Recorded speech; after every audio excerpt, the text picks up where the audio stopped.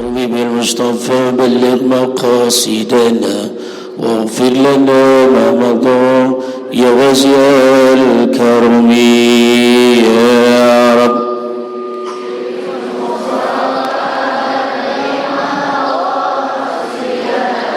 واغفر لنا ما مضى هو الحبيب الذي ترجى صفا لكل هول من الأهل يا ربي بالمصطفى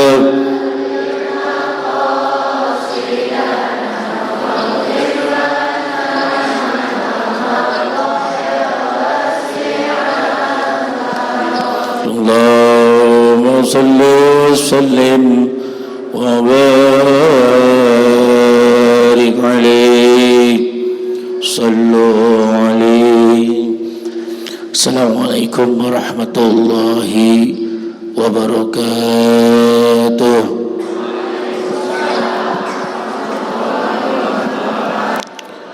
Bapak-bapak nggak ada suaranya. Emang jam segini mah pantasnya tidur ini, bukan ngaji. Tapi nggak apa-apa karena udah dijadwalin. Mudah-mudahan duduknya kita berkah insyaallah. Assalamualaikum warahmatullahi wabarakatuh.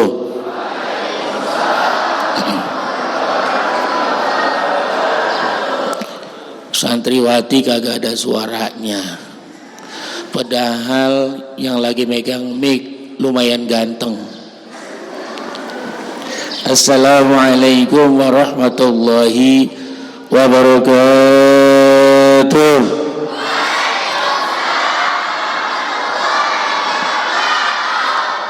Biasa aja keles.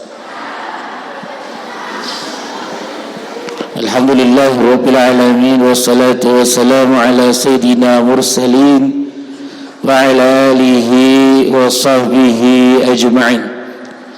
Rabbi israhli sadri. Amin. Amin apa?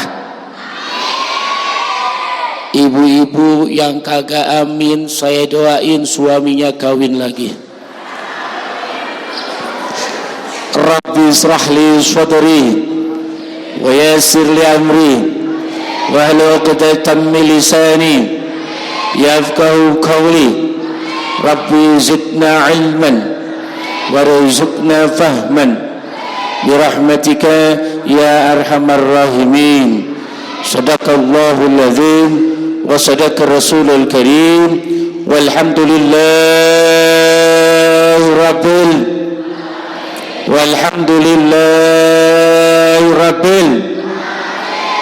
Bapak-bapak nggak ada suaranya. Walhamdulillahi rabbil.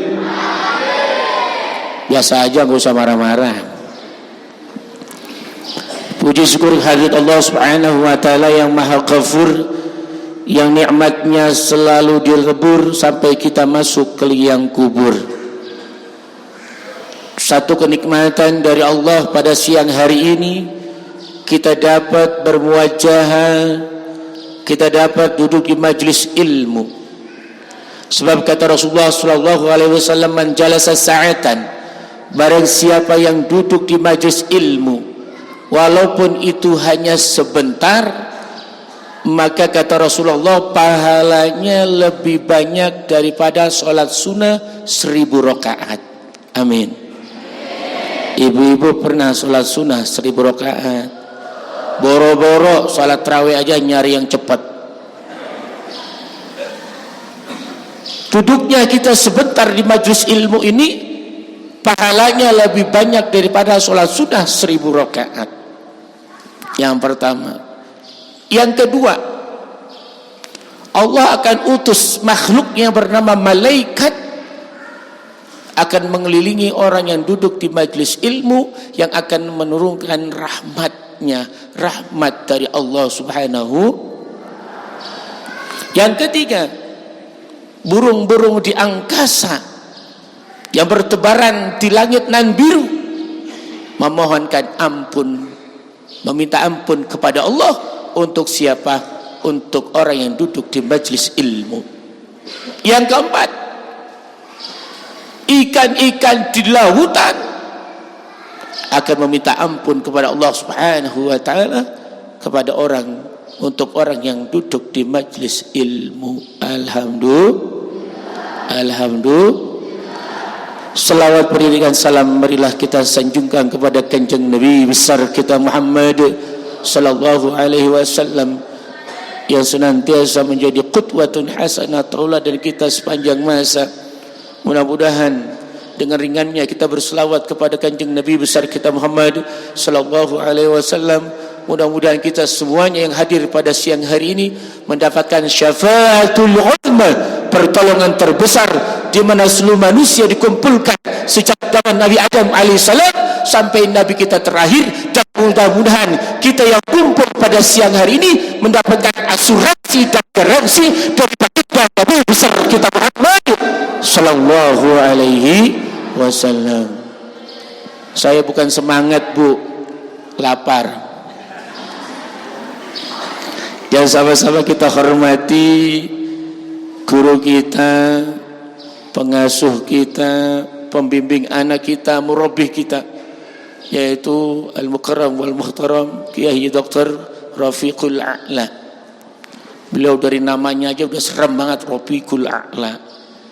Masya Allah, mudah-mudahan sekarang saya nggak diajak Rafiqul A'la. Kalau saya diajak repot. Ya Rob. Ya sahabat-sahabat kita hormati Abuya Tibri Muhammad Tabari LCMA, beliau mudir pesantren Ni'matullah. Beliau nama pesantrennya Ni'matullah. Itu untuk santri yang bagus-bagus. Untuk santri yang kagak bagus, laknatullah.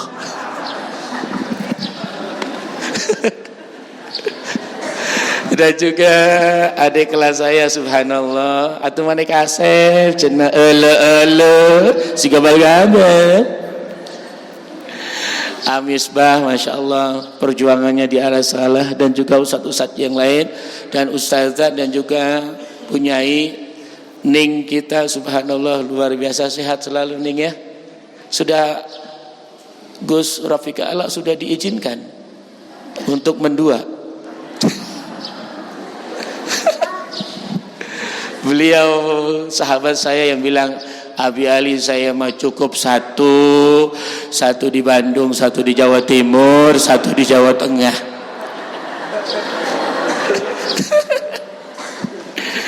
Kami dulu di seperjuangan bapak-bapak di Damaskus Suriah. Kebetulan pada hari ini guru-guru kami pada datang. Dari semalam kami sudah berkumpul menyambut guru kami. Dan saya sebenarnya yang paling junior di antara teman-teman. Ini dulu sahabat saya di Damaskus yang paling berbobot, nggak tahu bobotnya berapa kintal. Sampai bangku sampai miring begini. Dan juga Buya Tibri dan Kang Misbah, subhanallah, sudah pada jadi orang. Gus Rafiqul A'la sudah diamanahi ar-risalah.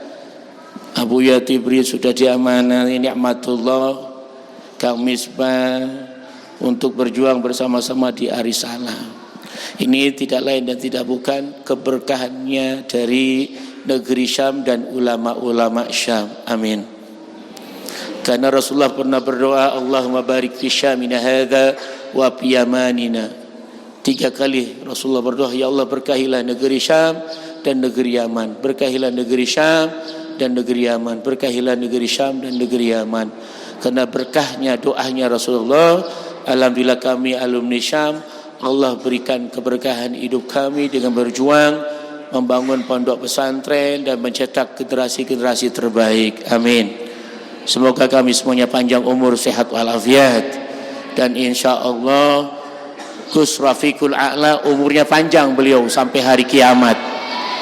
Insyaallah panjang umur sampai hari kiamat beliau. Santriwan yang Abi Ali hormati dan santriwati yang Abi Ali sangat cintai, biasa aja keles, gak usah GR. Bapak-bapak dan ibu sekalian, wali santri yang berbahagia, satu kenikmatan yang sangat luar biasa, nikmat yang tiada taranya, yang tidak bisa ditukar oleh harta manapun, emas segede apapun. Apa itu? Karunia nikmat anak kita mau hidup di pesan. Sebab tidak semua anak itu mau hidup di pesantren. Apalagi sekarang zaman Z. Jangan HP, zamannya HP, apa-apa HP dicekel terus dicekel. Bangun tidur HP, mau tidur, mau makan, habis makan, pergi sekolah, pulang sekolah, mau tidur, sampai berak bawa HP. Kita mau di pesantren, satu anugerah termahal yang tidak bisa dibeli oleh apapun. Kenapa? Anugerah, Pak, anugerah.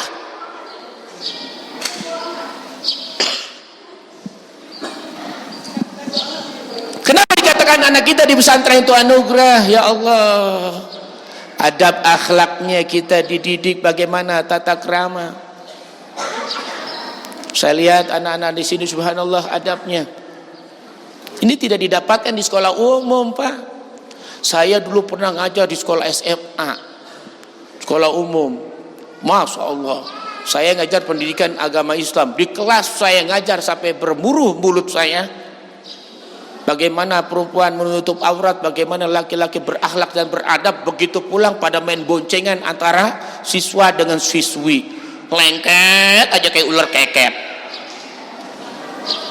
Ketemu saya di jalan naik sepeda motor, bukan nyapa, bukan berhenti, malah pak.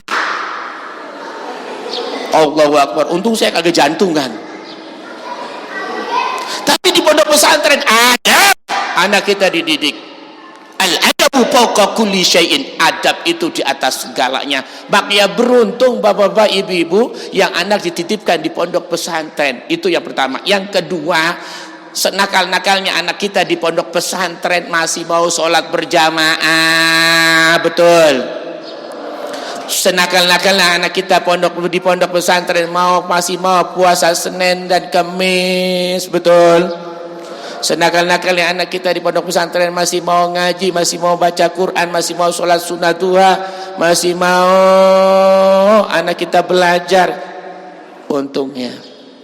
Sebab apa, Bu? Setiap bacaan yang Al-Quran yang kita baca, anak kita yang dihafal oleh anak kita, satu huruf bernilai 10. Dan 10 itu bukan hanya pahala anak kita yang dapat, bapaknya, emaknya yang di rumah gak pernah baca Quran, kecipratan pahala bacaan anaknya yang membaca Quran. Betul. Betul. Suatu ketika dalam kitab Hilyatul Aulia dijelaskan, ada orang tua begitu meninggal dunia langsung digiring ke pintu surga. Dengerin apa, Bu? Bu, lah ibu ngeliatin saya pada melotot semua. Saya jadi takut. Suatu ketika ada orang tua yang meninggal dunia. Begitu dia meninggal dunia, langsung digiring kemana? Ke pintu surga. Kata orang tua itu, kenapa saya digiring di pintu surga? Saya ibadah saya biasa saja. Puasa saya biasa saja, baca Quran saya biasa saja, kadang-kadang cuma Ramadan doang. Kenapa saya digiring ke pintu surga? Kata malaikat, wahai bapak, wahai ibu, bahwasanya bapak ibu ini digiring ke pintu surga. Kenapa? Sebab amalan anaknya di pesantren. Ketika anak bapak baca Al-Quran, bapak kecipratan pahala baca Quran. Ketika anak bapak berpuasa, bapak kecipratan pahala puasa. Ketika anak bapak sholat tahajud, bapak kecipratan sholat tahajud. Walaupun ibunya rajin banget bangun malam tahajud, bukan numpang kencing doang, tapi kecipratan pahala. Alhamdulillah. Makanya kagak rugi anak kita di pondok pesan ini. Lantas bagaimana, Pak? Sekarang Indonesia ini lentur dan luntur adab kita. Di mana kita lihat anak-anak lebih nurut dengan HP-nya, panggilan HP-nya ketimbang panggilan orang tuanya, apalagi panggilan Allah Subhanahu wa taala. Sudah lentur adab dan akhlak. kalau bukan dididik pesantren. Saya ya Allah, pada saat kita ada tugas kemarin itu dakwah di Jepang bersama Buya Tibri, kagum, kaget ya Allah. Rasulullah mengatakan innama bu'istu li utammima makarimal akhlak, sesungguhnya aku diutus ke dunia ini untuk menyempurnakan akhlak. Tapi ternyata orang Jepang yang rata-rata kafir mempraktekkan akhlak daripada kita orang Islam. Contoh kecil, an-nadhafatu minal iman. Kita tahu dalilnya kebersihan itu daripada iman, tapi Jepang tidak ada kita temukan sampah dimanapun di Jepang, dan kita tidak menemukan tong sampah bersih banget, saking bersihnya. Padahal kita tahu, sudah belajar sejak FI, kita diajari nama guru kita sejak SD, sejak MTS, an-nadhafatu minal iman, kebersihan itu sebagian daripada iman. Tapi yang praktekkan ternyata negara kafir. Buktinya Buya Tibri, ya Allah, kita bingung nyari sampah kagak ada. Saya liatin orang Jepang itu kalau dia habis jajan, sampahnya ditaruh di mana Pak? Di kantong. Pakai dasi, pakai jas, rapih Pak. Bawa laptop. Tapi dia lagi nunggu kereta, dia jajan dulu, ditaruh di mana sampahnya? Ditaruh di kantong. Dibuangnya di mana? Dibawa ke rumahnya. Dan di Jepang ternyata buang sampah itu ada harinya. Jadi kecamatan, ini kecamatan apa namanya? Cisarua misalnya, buang sampah itu hari Senin, malam Senin sampai Senin sore. Jadi kalau hari yang lain kagak boleh buang sampah. Kalau dia buang sampah kena denda $200.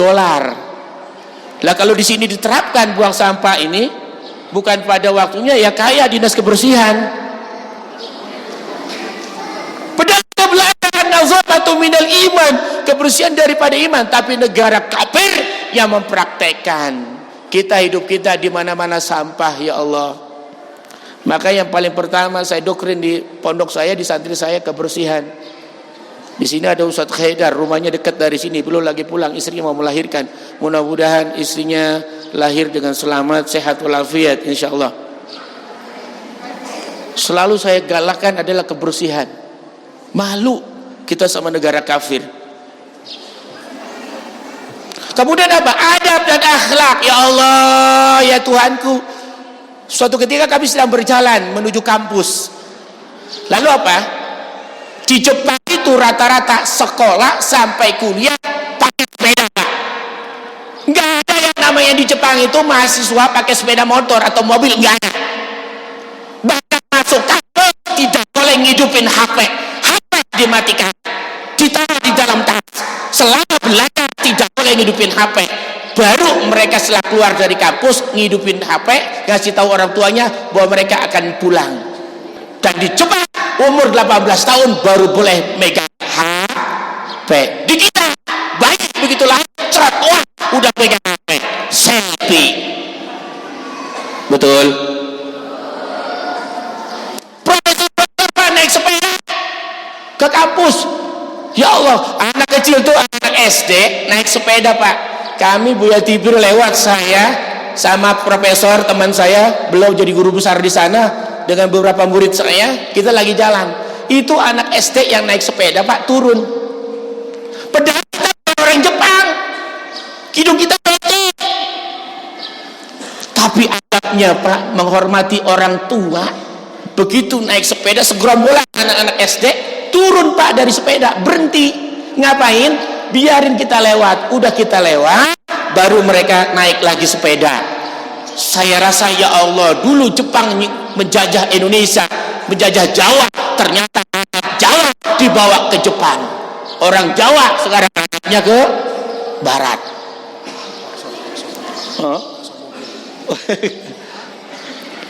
Itu Masya Allah. Kemudian apa Pak yang kami lihat di jalan raya itu tertib. Jadi lampu merah itu bukan hanya buat mobil, lampu merah juga buat pejalan kaki.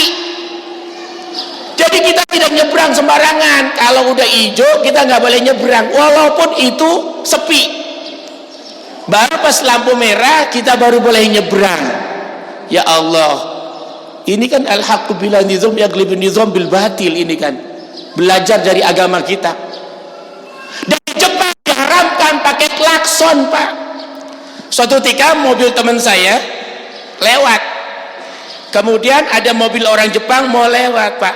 Dia diam, dia turun dari mobil, dia ngormatin kita. Dia bilang ngomong bahasa Jepang, mohon maaf saya mau lewat, boleh maju sebentar sedikit. Saya tanya, padahal itu cukup dengan klakson kita sudah tahu. Kalau di negara kita kan begitu ya, cukup dengan klakson kita tahu bahwa kita mau lewat.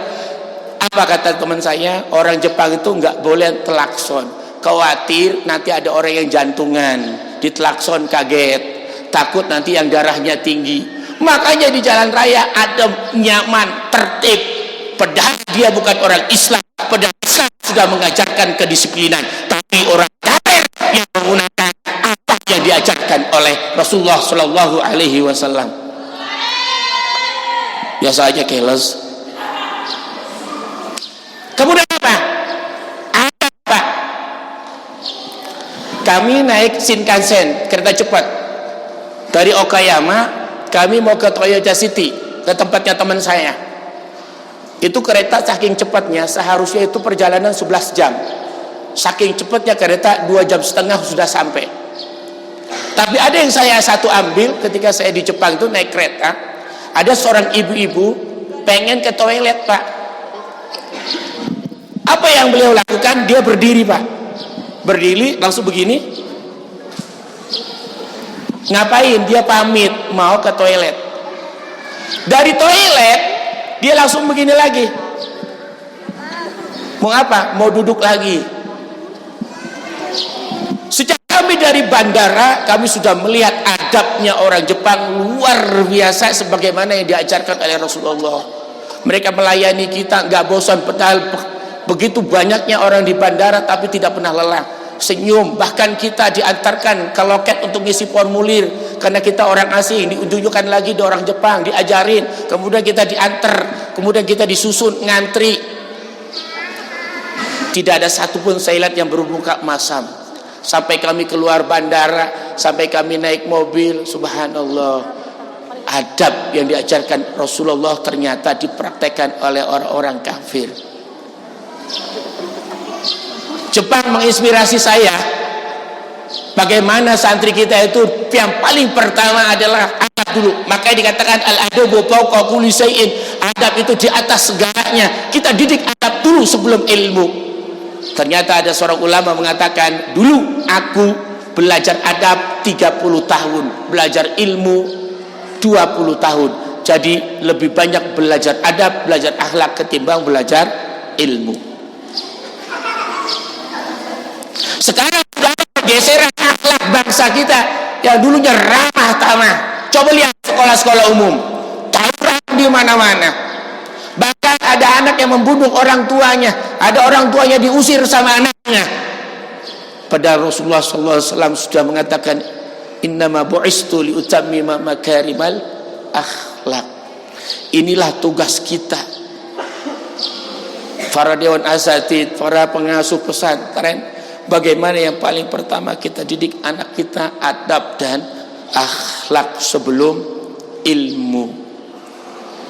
Bukan hanya adabnya beradab, orang tuanya juga harus beradab. Bagaimana orang tuanya harus beradab supaya anaknya dapat keberkahan ilmu, manfaat ilmu?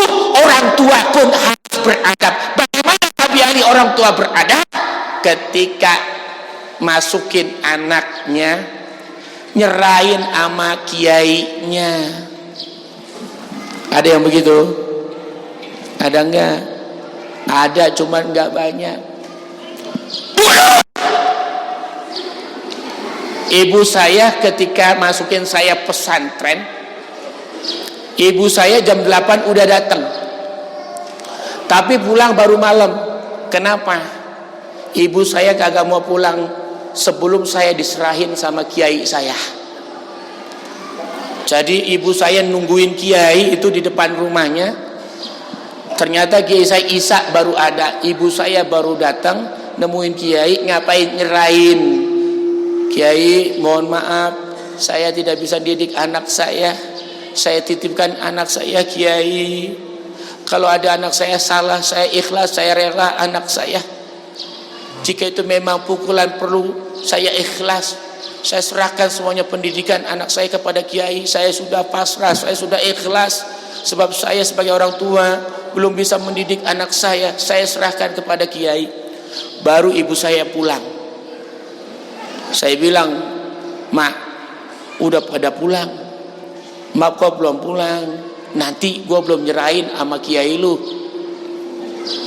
Gue kagak enak nanti lu kagak betah di pondok karena gue belum serahin.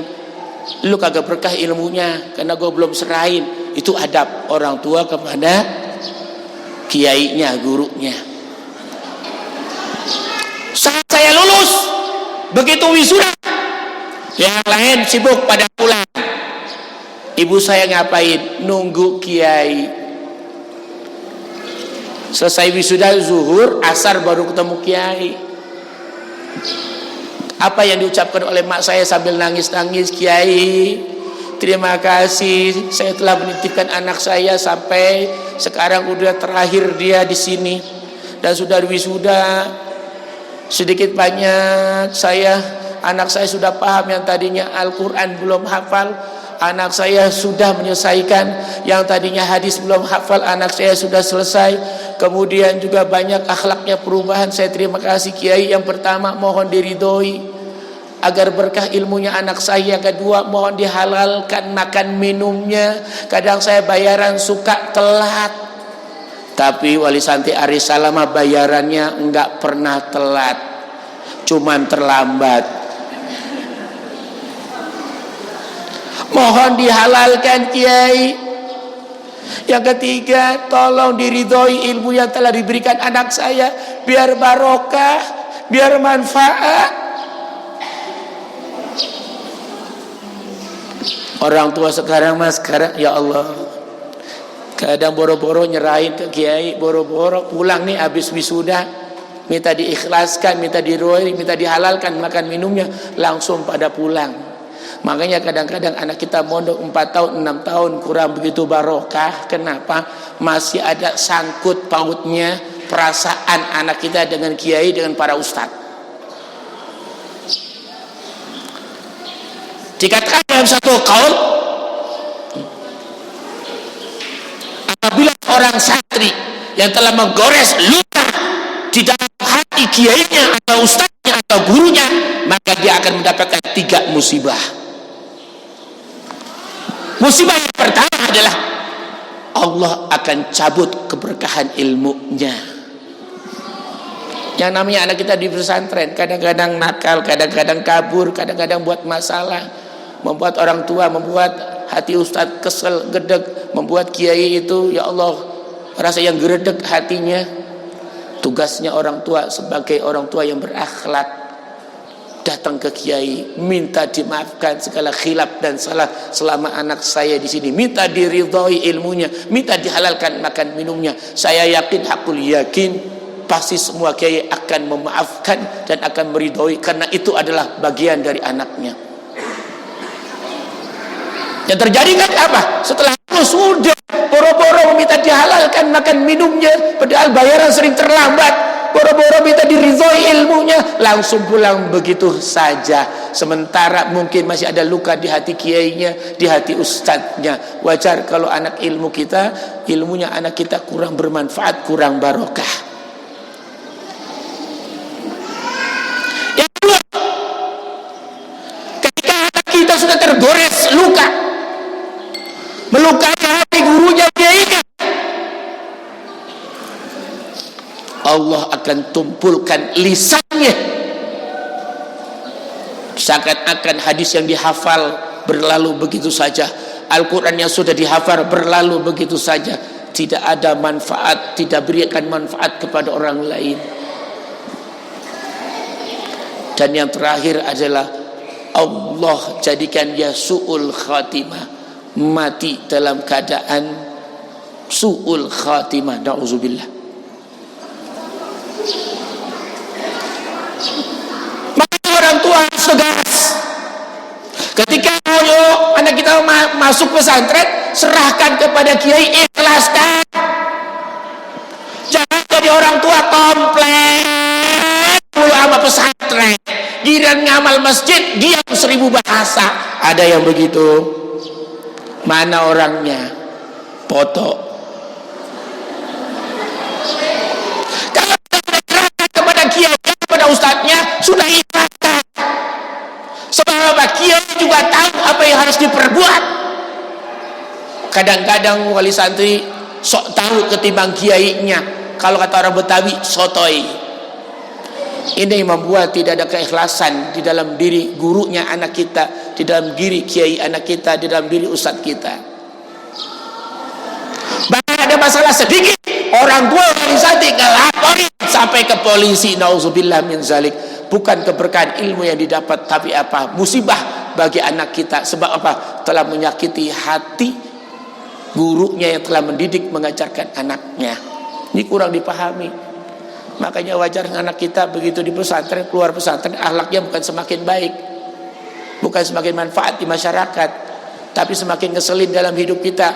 Semakin banyak masalah. Muhasabah diri dulu waktu di pesantren, seperti apa saya sebagai orang tua dan anak saya sebagai santri. Tidak ada kata terlambat. Gus Rafiqul A'la, kiai anak kita masih hidup, ustaz masih hidup. Serahkan anak kita sepenuh hati, ikhlaskan. Tahun yang lalu sesuatu yang membuat air mata saya berlinang, ibu-ibu, bapak-bapak sekalian berbahagia. Ada seorang santri dari Aceh diantar sama orang tuanya, sama ibunya. Malam-malam dia nunggu saya, seharian saya nggak ada, saya lagi tugas di luar. Saya baru ada di rumah itu menjelang maghrib. Lalu beliau datang habis isya. Sebenarnya tiket penerbangannya itu adalah jam 4, sebab di cancel. Kenapa? Sebab saya belum nyerahin anak saya kepada Abi. Tiketnya di cancel. Saya tidak mau pulang sebelum saya berjumpa dengan Abi menyerahkan anak saya. Lalu habis sisa jumpain saya, nyerahin anaknya, saya serahkan anak saya Abi. Jelek buruknya anak saya serahkan ke Abi. Semua saya ikhlas 100%. Dan Abi, ini saya nitip. Nitip uang? Bukan. Nitip pakaian? Bukan. Nitip apa? Nitip kain kapan. Abi sambil berlinangan air mata, saya nitip kain kapan buat anak saya.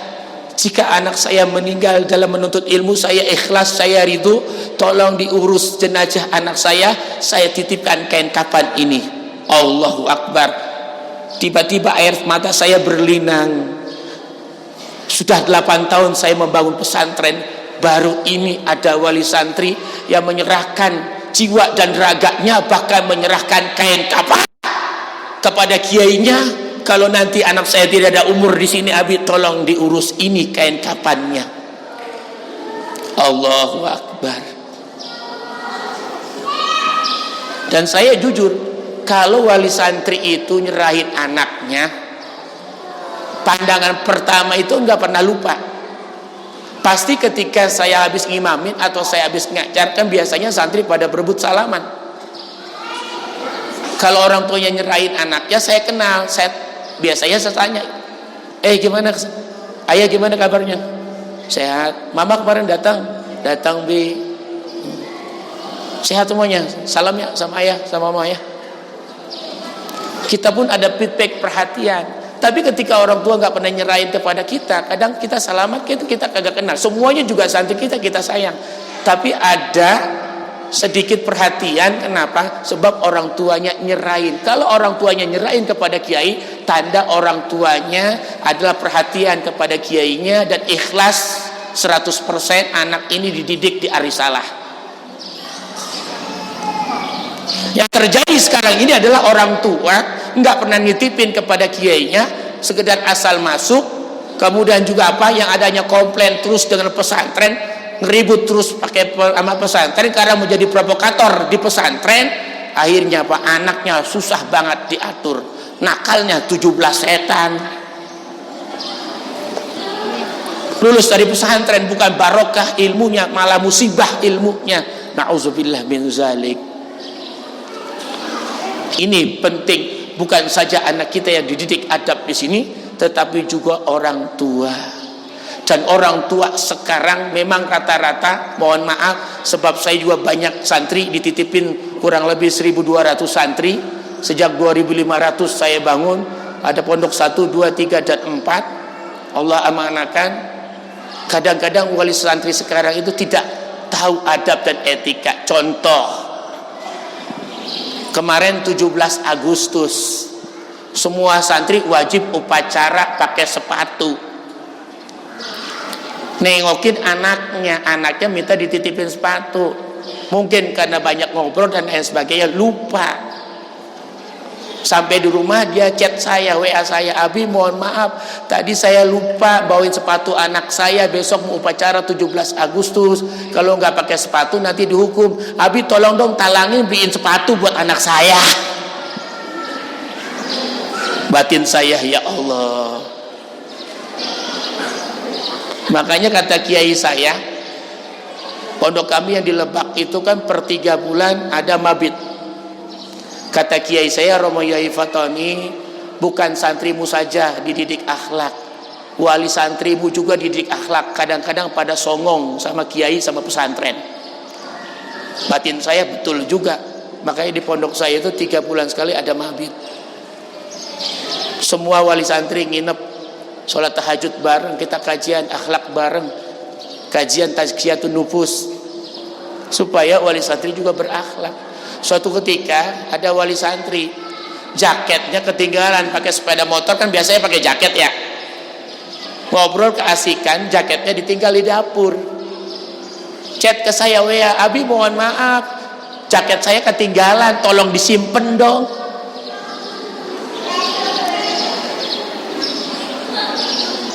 Ini fenomenal orang tua wali santri sekarang. Belum lagi urusan komen yang dibicarakan kekurangan pesantren, bukan kelebihannya pesantren. Padahal kita didik 24 jam, kita didik ya Allah siang dan malam. Tapi yang dibicarakan kekurangan pesantren saja. Bagaimana kiai mau ikhlas, bagaimana ustadz-ustadz mau ikhlas mendidik anak bapak-bapak sekalian, bagaimana anak kita mendapatkan keberkahan ilmu. Yang diributkan hanya kekurangan pesantren. Dan ini kan berarti tidak ikhlas. Ada media, ketika kita sesuatu tidak nyaman, datangi kiai, datangi ustadznya, bukan digerok. Kadang-kadang wali santri yang lain ngikut. Betul apa betul? Betul apa betul? Realita. Salah satu anak kita ingin mendapatkan ilmu yang barakah, yang bermanfaat adalah ridho dari guru kita. Wa bi barakatihi bi ridhoi syaikhi. Berkahnya ilmu anak kita itu dengan sebab ridho syekhnya, ridho gurunya. Bagaimana syekh kita, guru kita mau ridho kalau hanya yang dibicarakan komplain sama pesantren, terus geretek. Sebab kiai itu pikirannya banyak banget, mikirin bangun masjid, mikirin bangun asrama, mikirin makan santri, mikirin gaji guru, bu, dilimpet, rumpet. Saya ngomong begini karena saya mudir pesantren. Jika ada hal, ada wasilah. Kalau di pondok saya setiap kamar itu ada shadownya, pendamping. Silahkan selesaikan dengan pendampingnya. Pendampingnya gak bisa, silakan ke bagian kesantrian. Bagian kesantrian gak bisa, silakan ke mudir pesantren. Mudir pesantren gak bisa, silakan baru datang ke khadimul mahad, ke saya. Jangan sibuk ribut di grup yang membuat terluka kiai kita, guru kita. Ada tata cara yang santun, yang berakhlak, agar kemanfaatan keberkahan ilmu anak kita tidak pudar, tidak lentur dan luntur. Yang pertama. Yang kedua, slogan dulu kiai-kiai kami adalah ketaatanmu pada gurumu jauh lebih baik daripada ilmu yang kau dapatkan. Saya melihat di sekolah-sekolah Jepang itu luar biasa. tertib, masuk gerbang itu tertib, kagak berebutan, kagak ada satupun yang bawa HP, semua ketemu gurunya, semua gurunya disalamin dengan cara Jepang, masuk kelas antri satu persatu, dan tidak keluar sekolah sebelum bel berbunyi. Kita sekarang ini jadi orang tua, libur tadi diumumkan tanggal 10 Oktober, kadang-kadang tanggal 8 Oktober kita udah minta izin, alasan acara keluarga lah, arisan lah, alasan nanti tetangganya hajatan lah. Orang tua mengajarkan ketidakdisiplinan kepada anaknya. Ini yang menyebabkan Allah cabut keberkahan ilmu anak kita. Kenapa? Ketaatan pada guru jauh lebih baik daripada ilmu yang kau dapatkan. Itu slogan guru-guru kami. Kadang pulang pengen duluan, baliknya lagi ke pondok belakangan, yang lain udah pada masuk, dia 3 hari kemudian baru masuk. Dan ini orang tua yang tidak mencerminkan adab dan akhlak kepada anaknya. Bagaimana anak kita ilmunya mau barokah yang manfaat. Kita bersyukur bapak-bapak dan ibu sekalian berbahagia, di Indonesia ini dakwah Islam pondok pesantren masya Allah menjamur di mana-mana. Tablik akbar setiap bulan ada pengajian, masya Allah. Saudara-saudara kita pada saat kita dakwah ke Vietnam bersama dengan Buya Tabari, ya Allah, mereka membangun pesantren susah, tidak dapat izin. Sebab apa? Negaranya komunis, masjid cuma dibuka saat sholat. Belajar Quran bagaimana? Belajar Quran melalui pawis saja, melalui video call, sulit. Tumbuhnya pondok-pondok pesantren tahfidzul Quran. Kita beruntung dan bersyukur tinggal di bumi Indonesia. Mau milih pesantren model kayak apa aja banyak. Tapi saudara-saudara kita di Vietnam, sampai kata sahabat saya begini, kamu bersyukurlah jadi orang Indonesia. Kamu belajar Al-Quran kapan saja, belajar agama di mana saja dipersilakan, pengajian, tablik akbar, sementara kami sangat amat dibatasi. Bersyukur kita jadi bagian penduduk Indonesia. Ibu-ibu dan bapak-bapak sekalian berbahagia, inilah yang saya sampaikan pada kesempatan siang kali ini. Untuk sama-sama kita bermuhasabah, bagaimana supaya anak kita yang hidupnya barokah, ilmunya manfaat, dimulai dari diri kita sendiri dulu sebagai orang tua. Kita menginginkan anak kita soleh, tetapi kitanya toleh. Kita menginginkan anak kita rajin sholat, tapi kitanya tidak sholat.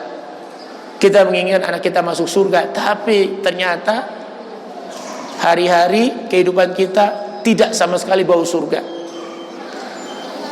Yang sama-sama kita inginkan adalah orang tua menjadi qudwah, contoh bagi anak-anak kita. Anak kita akan menjadi contoh, meniru kepada orang tuanya, saling asah, asih dan asuh untuk menjadi penghuni ahlu surga. Itu saja yang saya sampaikan. Nanti insyaallah ada tambahan. Ini hanya sedikit saja yang saya sampaikan karena kita menunggu guru kita yang sedang perjalanan menuju kemari. Mudah-mudahan ada manfaatnya, ada barokahnya. Tafadhol, kami persilahkan.